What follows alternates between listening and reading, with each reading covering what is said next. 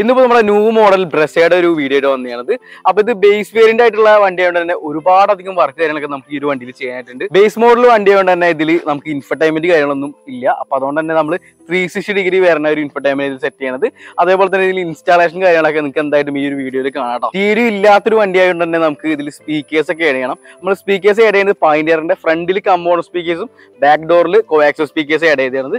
അതേപോലെ തന്നെ 360 ആയതുകൊണ്ട് തന്നെ നമുക്ക് ക്യാമറ സെപ്പറേറ്റ് ചെയ്യേണ്ട ആ ഒരു 4 സൈഡിൽ നമുക്ക് ക്യാമറ കാര്യങ്ങളൊക്കെ ഇൻസ്റ്റാളേഷൻ ചെയ്യണം. ഫ്രണ്ട് ബമ്പറിലും അതേപോലെ തന്നെ ബാക്ക് ഡിക്കിയിലാണ് ക്യാമറ വരുന്നത്. അതോടൊപ്പം ഈ ഒരു സൈഡ് മിററിലും ക്യാമറ കാര്യങ്ങളൊക്കെ വന്നിട്ടുണ്ട്. പിന്നെ ഈ ഒരു വണ്ടിയിൽ ടോപ്പ് എൻഡിൽ വരുന്ന സ്റ്റിയറിംഗ് വീൽ നമ്മൾ ഇൻസ്റ്റാളേഷൻ ചെയ്യുന്നുണ്ട്.